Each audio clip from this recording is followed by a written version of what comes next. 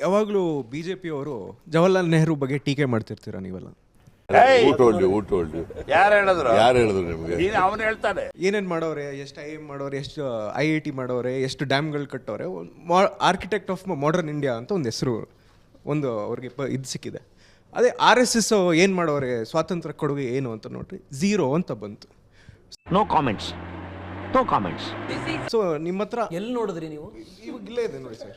ಅಲ್ಲಲ್ಲ, ಅದು 0 ಅಂತ ಬಂದಿದ್ದು ವೆಬ್ಸೈಟ್ ಯಾವುದು ಅಂತ ವಿಕಿಪೀಡಿಯಾ ಅಂತಾರೆ. ನಿಮ್ಮ ಅಮ್ಮನ ಪಿಂಡ ಯಾವ ಬೋಳಿ ಮಗನಿಗೆ ಅರ್ಥವಾಗುತ್ತೆ? ಗೂಗಲಲ್ಲಿ ನೋಡಿದೆ. ವಿಕಿಪೀಡಿಯಾದಲ್ಲಿ ಅದೆಲ್ಲ ಇಲ್ಲ. ವಿಕಿಪೀಡಿಯಾದಲ್ಲಿ 0 ಅಂತ ಬಂದಿದೆ ಅಂತ ನೀವು ತೋರಿಸ್ಬಿಡಿ brother. ತೋರ್ಸೋ. RSS had no role in India's freedom struggle. History shows how patriotic the RSS really is. A few months goat saying ಯಾವ್ದಿದು? ನೀವು ಕಾಂಗ್ರೆಸ್ ಪಾರ್ಟಿ ಯಾವುದೋ ಒಂದು ಪಾಂಪ್ಲೆಟ್ ಹೊಡ್ಕೊಂಡ್ ಬಂದ್ಬಿಟ್ಟು ಇದು ದೇಶದ ಇತಿಹಾಸ ಅಂತ ಅಂದ್ಬಿಟ್ರೆ ಹೋಗ್ಲಿ. ನೀವು ಹೇಳಿ, ನೆಹರು ಬಗ್ಗೆ ನೀವು ಮಾತನಾಡ್ತಿದ್ರೆ ಹೇಳಿ ಹೋಗ್ಲಿ. ನೆಹರು ಕೊಡುಗೆ ಅಷ್ಟೊಂದಿದ್ರು ಯಾಕೆ ಟೀಕೆ ಮಾಡ್ತೀರಾ? RSS ಕೊಡುಗೆ ಏನಿತ್ತು ಸ್ವಾತಂತ್ರ್ಯಕ್ಕೆ ನಾನು ಕೇಳ್ತಿರೋ ಪ್ರಶ್ನೆ.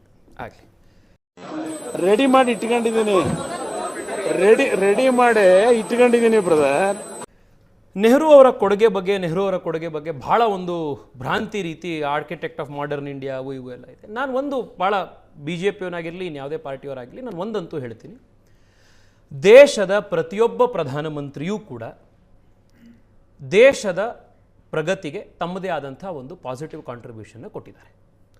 ಆ ಕಾರಣಕ್ಕೋಸ್ಕರನೇ ನಮ್ಮ ಪ್ರಧಾನಮಂತ್ರಿಗಳು ದೆಹಲಿಯಲ್ಲಿ ಎಲ್ಲ ಪ್ರಧಾನಮಂತ್ರಿಗಳಿಗೂ ಸನ್ಮಾನ ಕೊಡುವಂಥ, ಗೌರವ ಕೊಡುವಂಥ ದೇಶದ ಪ್ರಥಮ ಪ್ರೈಮ್ ಮಿನಿಸ್ಟರ್ಸ್ ಮ್ಯೂಸಿಯಂ ಮಾಡಿತು.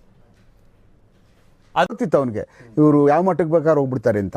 ಕಾಂಗ್ರೆಸ್ನವ್ರಿಗಾಗಿದ್ದ ಸಮಸ್ಯೆ ಏನು ಅಂತಂದ್ರೆ, ಗಾಂಧಿ ಪರಿವಾರ, ನೆಹರು ಪರಿವಾರ ಬಿಟ್ಟು ಬೇರೆ ಪ್ರೈಮ್ ಮಿನಿಸ್ಟರ್ಗಳನ್ನೂ ಅಲ್ಲಿ ಇಟ್ಬಿಟ್ರಲ್ಲ, ನಮ್ಮೊಬ್ಬರದ್ದೇ ಭಜನೆ ನಡೀತಾ ಇರಬೇಕಿತ್ತು, ಈಗ ಬೇರೆ ಅವರದ್ದು ಬಂದ್ಬಿಟ್ರು ಅನ್ನೋದು ಅವ್ರಿಗೆ ಬೇಜಾರಾಯಿತೇ ಹೊರತು ನಾವೆಂದೂ ಕೂಡ ನೆಹರು ಅವರಾಗಿರಲಿ ಮತ್ತೊಬ್ಬರಾಗಲಿ ದೇಶಕ್ಕೆ ಅವ್ರು ಏನೂ ಮಾಡಲಿಲ್ಲ ಅನ್ನುವಂಥ ಬ್ಲ್ಯಾಂಕೆಟ್ ಒಪಿನಿಯನನ್ನು ಎಂದೂ ಕೊಟ್ಟಿಲ್ಲ. ಆದರೆ ಒಂದು ಫ್ಯಾಕ್ಟ್ ನಿಮ್ಮ ಎದುರುಗಡೆ ಇಡಕ್ಕೆ ಇಚ್ಛೆ ಪಡ್ತೀನಿ. 1947ನೇ ಇಸ್ವಿಯಲ್ಲಿ ಅಜಿತ್, ದೇಶಕ್ಕೆ ಸ್ವಾತಂತ್ರ್ಯ ಬಂದಾಗ ದೇಶದ ಯುವಕರು ಮತ್ತು ರಾಜಕೀಯದ ಬಗ್ಗೆ ಆಸಕ್ತಿ ಇರುವಂಥವ್ರು ಇದನ್ನು ಬಹಳ ಸೂಕ್ಷ್ಮವಾಗಿ ಅರ್ಥ ಮಾಡ್ಕೊಳ್ಬೇಕು. 1947ರಲ್ಲಿ ದೇಶಕ್ಕೆ ಸ್ವಾತಂತ್ರ್ಯ ಬಂದಾಗ ವಿಶ್ವದ 6ನೇ ಅತಿ ದೊಡ್ಡ ಆರ್ಥಿಕ ಶಕ್ತಿಯಾಗಿ ಭಾರತ ಇತ್ತು. ರಿಯಲಿ? ಏನ್ ಅಧ್ಯಕ್ಷರೇ ಲಾಯರ್ ಹಿಂಗ್ ವಾದ ಮಾಡ್ತಾವನೆ? ಎಸ್, 6ನೇ ಅತಿ ದೊಡ್ಡ ಆರ್ಥಿಕ, ವಿಶ್ವದ 6ನೇ ಅತಿ ದೊಡ್ಡ ಆರ್ಥಿಕ ಶಕ್ತಿಯಾಗಿ ಭಾರತ ದೇಶ ಇತ್ತು. ಓಕೆ. ವೆನ್ 1947, ಓಕೆ, ಯಾವಾಗ despite British 1000 years of colonisation, Arabic colonisation ಮತ್ತು ಬ್ರಿಟಿಷ್ ಕಾಲನೈಸೇಷನ್, ಇದು ಎರಡು ಆದಮೇಲೂ ಕೂಡ 1947ನಲ್ಲಿ ದೇಶ ಸ್ವಾತಂತ್ರ್ಯ ಬರುವಂಥ ಟೈಮ್ನಲ್ಲಿ ವಿಶ್ವದ 6ನೇ ಅತಿ ದೊಡ್ಡ ಆರ್ಥಿಕ ಶಕ್ತಿಯಾಗಿತ್ತು. ನೆಹರು ಅವರ ಆರ್ಕಿಟೆಕ್ಟ್ ಆಫ್ ಮಾಡರ್ನ್ ಇಂಡಿಯಾ ಅಂತ ಕರೆಸ್ಕೊಳ್ಳುವಂಥ ನೆಹರು ಅವರ ಯಶಸ್ವಿ ಆಡಳಿತ ಅವಧಿ ಕಂಪ್ಲೀಟ್ ಆಗಿ 1965-1968 ಟೈಮ್ನಲ್ಲಿ ಚೈನಾ ಜೊತೆ ಯುದ್ಧ ಮಾಡಿ ಯುದ್ಧದಲ್ಲಿ ಸೋಲಾದ ನಂತರದ ದಿನಗಳಲ್ಲಿ ಭಾರತ ವಿಶ್ವದ ಆರ್ಥಿಕ ಪುಟದಲ್ಲಿ 12ನೇ, 13ನೇ, 14ನೇ ಸ್ಥಾನಕ್ಕೆ ಕೆಳಗೆ ಬಂದಿತ್ತು. ಯಾವ ಮಟ್ಟಕ್ಕೆ ಶಾಕ್ ಆಯ್ತದು ಅಂತ ಅಂದ್ರೆ ನನಗೆ ನಂಬೋಕೆ ಆಗ್ತಾ ಇಲ್ಲ. ಶೇಕ್ ಆಗ್ಬಿಟ್ಟೆ ನಾನು. ನನಗೆ ಏನು ಕಣ್ಣೆ ಮಂಜಾಗ್ಬಿಡ್ತು.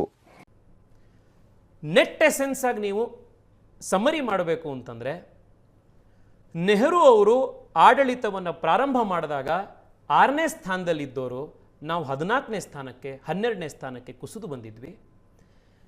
ಲಾಲ್ ಬಹದ್ದೂರ್ ಶಾಸ್ತ್ರಿ ಅವರು ಪ್ರಧಾನಮಂತ್ರಿಗಳಾಗಿ ನೆಹರು ಅವರಿಂದ ಅಧಿಕಾರ ಸ್ವೀಕಾರ ಮಾಡಿದಾಗ ದೇಶದಲ್ಲಿ ತಿನ್ನಕ್ಕೆ ಅನ್ನ ಕೂಡ, ಗೋಧಿ ಕೂಡ ಅವತ್ತಿರಲಿಲ್ಲ. ಅಮೆರಿಕದಿಂದ ಆಮದು ಮಾಡಿಕೊಳ್ಬೇಕಾಯ್ತು. ಪ್ರಧಾನಮಂತ್ರಿಗಳಾಗಿ ಅವರು ದೇಶದ ಜನಕ್ಕೆ ಒಪ್ಪತ್ತು ಊಟ ಮಾಡಿ ಅಂತ ಹೇಳಿ ದೇಶದ ಜನಕ್ಕೆ, ಬಡವರಿಗೆ ನಮ್ಮ ಕೈಯಲ್ಲಿ ನಿಮಗೆ ಆಹಾರ ಕೊಡುವಂಥ ಶಕ್ತಿ ಇಲ್ಲ ಇವತ್ತು, ದಯವಿಟ್ಟು ಒಪ್ಪತ್ತು ಊಟ ಮಾಡಿ ಅಂತ ಕೇಳುವಂಥ ದೈನೇಸಿ ಸ್ಥಿತಿಗೆ ದೇಶದ ಪ್ರಧಾನಮಂತ್ರಿ ಬಂದಿದ್ರು. ಈ ಕಣ್ಣಲ್ಲಿ ಇನ್ನೂ ಏನೇನು ನೋಡಬೇಕು ಕಾಣ. ಮುಂದುವರೆದು 1976, 77, 78ನೇ ಇಸ್ವಿಯಲ್ಲಿ ಇಂದಿರಾ ಗಾಂಧಿಯವರು ದೇಶದ ಚುಕ್ಕಾಣಿ ಹಿಡಿದ್ರು. ನಾವು ಅವರದ್ದು ಕಾಂಟ್ರಿಬ್ಯೂಷನ್ ಏನಿತ್ತು ಅಂತಂದರೆ 14ನೇ ಸ್ಥಾನದಿಂದ ಕೆಳಗೆ ಬರಲಿಲ್ಲ ನಾವು, ಅದನ್ನೇ ಮೇಂಟೈನ್ ಮಾಡ್ಕೊಂಡಿದ್ರು, ಮೇಲ್ ಬರಲೇ ಇಲ್ಲ, ಅಲ್ಲೇ ಇದ್ವಿ ನಾವು.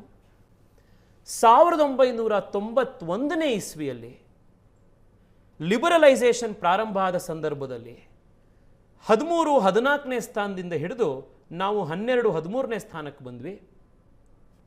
ಮನಮೋಹನ್ ಸಿಂಗ್ ಅವರು ಪ್ರಧಾನಮಂತ್ರಿ ಆದಮೇಲೆ ಅವರು ದೇಶಕ್ಕೆ ಮಾಡಿದಂಥ ಬಹಳ ದೊಡ್ಡ ಕಾಂಟ್ರಿಬ್ಯೂಷನ್ ಏನು ಅಂತಂದರೆ, ಆಮೇಲೆ ವಿಶೇಷವಾಗಿ ನೆನ್ಪಿಟ್ಕೊಳ್ಬೇಕು, ಮನಮೋಹನ್ ಸಿಂಗ್ ಅಂದಿದ ತಕ್ಷಣ ಹಾರ್ವರ್ಡು, ಇಕನಾಮಿಸ್ಟು, ಇದು ಎಲ್ಲ ಹೇಳೋವಂಥವ್ರು. ಇಂದಿರಾ ಗಾಂಧಿಯವರ ಆರ್ಥಿಕ ನೀತಿಗಳ ಸಂದರ್ಭದಲ್ಲಿ ಅವರಿಗೆ ಸ್ಪೆಷಲ್ ಅಡ್ವೈಸರ್ ಆಗಿ ಇದ್ದಿದ್ದೇನೆ ಮನಮೋಹನ್ ಸಿಂಗ್ ಅವರು. 1991 ರಿಫಾರ್ಮ್ಸ್ನ ಎಲ್ಲ ಬೆನಿಫಿಟ್ಟು ಸಿಕ್ಕು 14ರಿಂದ ನಾವು 13, 12 ಸ್ಥಾನಗಳಿಗೆ 11 ಸ್ಥಾನ 12 ಸ್ಥಾನಕ್ಕೆ ಈ ರೀತಿ ಬರ್ತಾ ಹೋದ್ವಿ. 2014ನೇ ಇಸ್ವಿಗೆ ನಾವು 10ನೇ ಸ್ಥಾನಕ್ಕೆ ಬಂದ್ವಿ. 2023ನೇ ಇಸ್ವಿಗೆ 10ನೇ ಸ್ಥಾನದಿಂದ ನರೇಂದ್ರ ಮೋದಿ ನೇತೃತ್ವದಲ್ಲಿ ನಾವಿವತ್ತು 5ನೇ ಸ್ಥಾನಕ್ಕೆ ಬಂದಿದ್ದೀವಿ. ನಾವು ಇನ್ನು 3-4 ವರ್ಷಗಳು ಅನ್ನೋಷ್ಟೊತ್ತಿಗೆ ಪ್ರಪಂಚದಲ್ಲಿ 3ನೇ ಸ್ಥಾನಕ್ಕೆ ಬರ್ತೀವಿ. ಇದು ಆಕ್ಚುಲಿ ಚೆನ್ನಾಗಿರೋ ಇಷ್ಟು ಹೇಳಕ್ಕೆ ಇಷ್ಟಪಡ್ತೀನಿ. ಓಕೆ ಫ್ರೆಂಡ್, ಬಾಯ್.